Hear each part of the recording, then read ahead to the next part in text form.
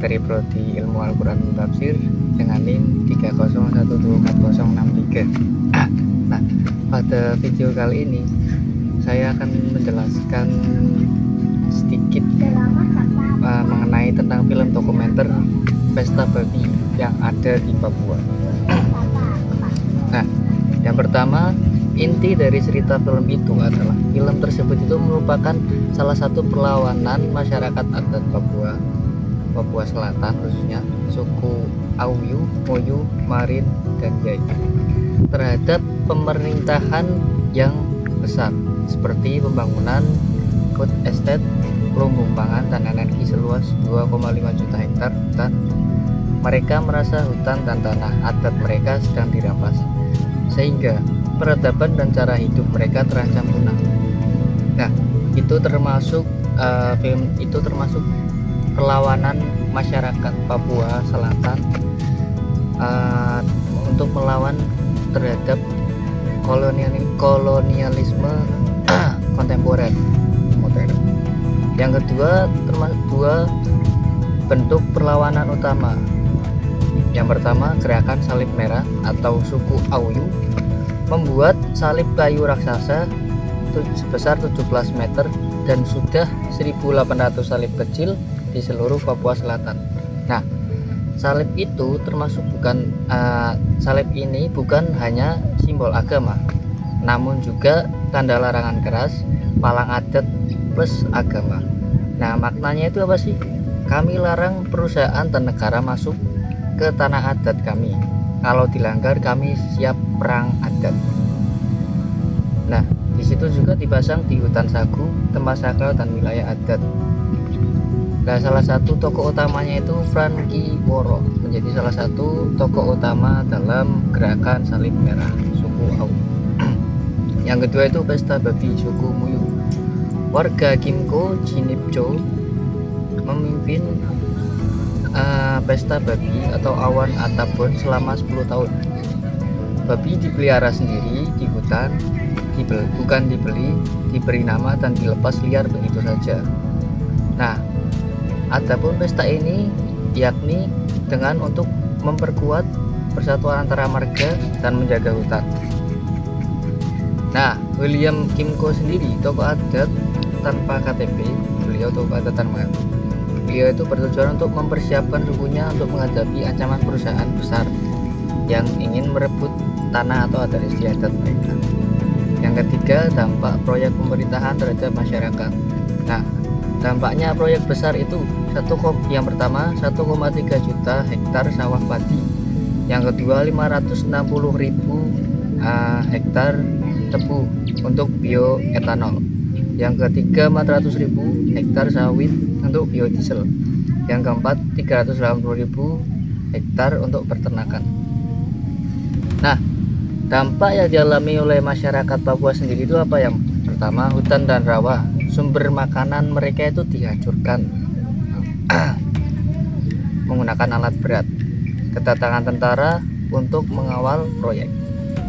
Nah, pada saat itu masyarakat setempat itu tidak diajak musyawarah atau tidak diajak bicara karena pada saat itu pemerintah itu merasa tanah mereka itu dianggap kosong, sehingga masyarakat setempat atau masyarakat Papua itu sulit bertani di sawah karena tidak mempunyai modal benih, pupuk, dan lain-lain. Namun juga air di sana tercemar, satwa hilang, sagu atau makanan pokok itu terancam dan diintimidasi dan paksaan agar menyerahkan tanah kepada pemerintah. Nah, tokoh yang mewakili itu ada satu, Yasinta Moiwen, suku Marit. Beliau sudah kehilangan hutannya akibat ulah pemerintah. Natalis Buer, petani muda yang gagal bertani sawah. Yang ketiga Vincent dan Victor Puipalo, suku Yai. Tanahnya diambil untuk tebu dan markas militer. Franky Woro, suku Auyu, memimpin gerakan salib. Yang terakhir William Kimko, suku Muyu, mempersiapkan pesta babi. Nah, latar belakang yang lebih besar dari film dokumenter ini ya ini Proyek ini melibatkan perusahaan besar John Lynn Group milik Haji Islam dan keluarga Fangiono. Nah, di situ dikatakan sebagai kelanjutan proyek food estate yang berulang gagal sejak era Presiden Soeharto, Presiden SBY, Presiden Jokowi hingga Pak Prabowo saat ini. Nah, masyarakat adat merasa ini adalah termasuk bentuk kolonialisme baru. Tanah mereka dirampas, hutan mereka ditebang habis-habisan, sementara perusahaan elit itu diuntungkan begitu besar. Nah, padahal di tanah Papua sendiri itu hutan tropis itu termasuk hutan yang terbesar dan yang tersisa di dunia. Termasuk hutan Papua itu termasuk salah satu hutan tropis yang terbesar dan tersisa di dunia. Nah, pesan dari film itu yakni Papua itu bukan termasuk tanah kosong. Namun sudah ada masyarakat adat yang hidup di sana ratusan tahun sebelum Indonesia merdeka. Sudah lama lah. Indonesia dijajah Belanda itu sudah 350 tahun, dijajah Jepang itu 3,5 tahun, dan para penjajah yang lain. Perlawanan mereka damai tapi tegas. Mereka menggunakan simbol adat plus agama, salib dan pesta babi. Nah, mayoritas agama di sana itu apa? Kristen. Makanya terdapat salib atau pesta babi. Film ini mengingatkan bahwa penghancuran peradaban sedang terjadi sekarang, bukan hanya masa lalu seperti Indian Amerika atau Aborigin Australia.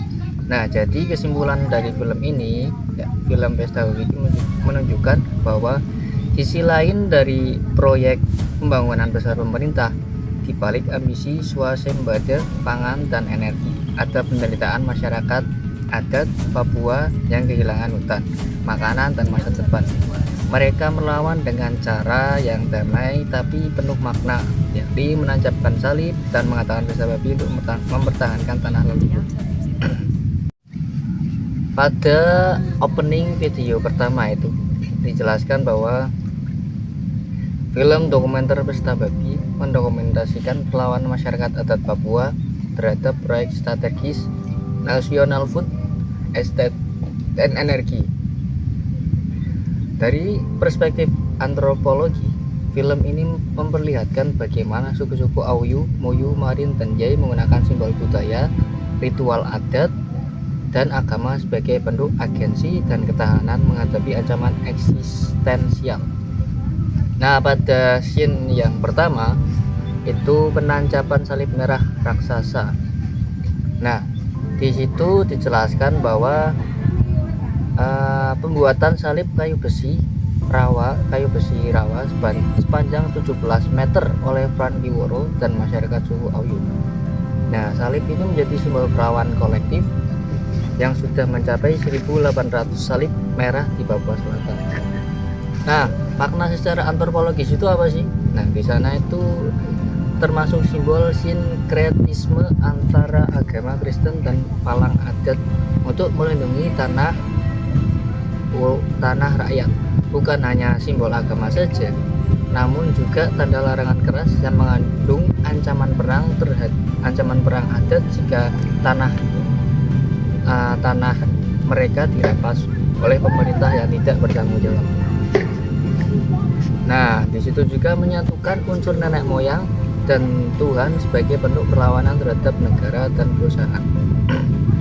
Nah, sekian ini juga menunjukkan bagaimana masyarakat adat mengubah simbol agama menjadi alat perlawanan politik dan perlindungan ekologi. Nah, di dalam video YouTube itu di scan pertama itu jelaskan bahwa kami percaya bahwa kalau memang kami sudah tidak mampu, kami meminta bantuan kepada nenek moyang dan Tuhan kami. Nah, scan yang kedua, Pesta Babi Awan Atabon. Nah, pada scan yang kedua itu Pesta Babi Awan Atabon yang dipersiapkan oleh marga Kimco Jinibdo selama 10 tahun di pedalaman Boven di Guel, yang memimpin yakni William Kimco, tokoh adat setempat yang tidak memiliki KTP atau negara manapun. Nah, makna antropologis dari skin yang kedua itu pesta babi Onatapon itu yakni ritual konsolidasi sosial dan ekologi, bahwa babi dipelihara sendiri di hutan selama 10 tahun, menuntut masyarakat menjaga hutan sebagai habitat dan lumbung pangan. Sistem timbal balik reciprocity, setiap marga membayar tuan rumah, memperkuat aliansi antar klan menghadapi ancaman yang sama. Strategi ketahanan budaya menghadapi kolonialisme baru. Pesta ini menjadi persiapan menghadapi kedatangan perusahaan tebu dan sawit oleh pemerintah. Nah, scan ini juga memperlihatkan bahwa ritual bukan sekedar tradisi, melainkan mekanisme adaptasi dan perlawanan eksistensial.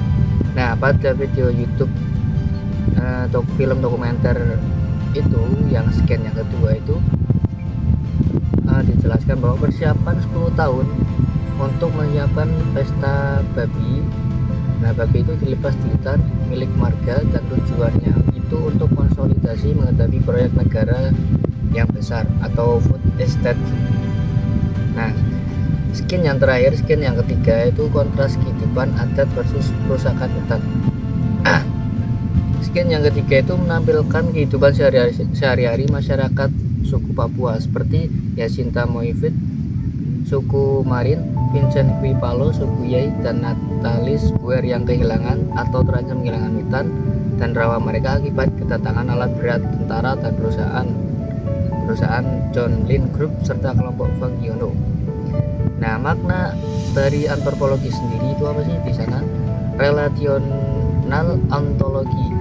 Hutan dan sagu bukan sekedar sumber daya, melainkan kerabat, tempat sakral, sejarah suku dan identitas mereka pada suku tersebut. Nah, kalau misalkan perusahaan hutan itu merugikan masyarakat mereka, yakni memusnahkan peradaban, slow violence, dan settler kolonialisme kontemporer. Karena pemerintah itu menganggap tanah mereka itu tanah adat mereka itu dianggap kosong, padahal tanah tersebut itu telah dihuni sebelum Indonesia itu merdeka. Indonesia merdeka kan tahun 1945. Nah, di situ juga menunjukkan kegagalan pembangunan top down yang mengabaikan pengetahuan lokal dan justru menciptakan kemiskinan baru bagi masyarakat adat setempat. Nah, dari ketiga skin itu dapat disimpulkan bahwa melalui skin 3 tersebut, film Pesta Babi menggambarkan bagaimana masyarakat adat Papua menggunakan hybrid resistensi, perpaduan adat, agama, dan aksi kolektif untuk mempertahankan hak eksistensi mereka. Film ini menjadi bukti antropologis bahwa kolonialisme belum berakhir hanya berubah bentuk melalui proyek pembangunan nasional yang melibatkan militer dan korporasi. Jadi kayak gitu ya. Jadi film dokumenter Pesta Babi itu termasuk bentuk perlawanan rakyat atau masyarakat Papua atau suku di sana terhadap perlawanan masyarakat kolonialisme, terhadap perlawanan pemerintahan kolonialisme yang tidak bertanggung jawab, yang ingin merubah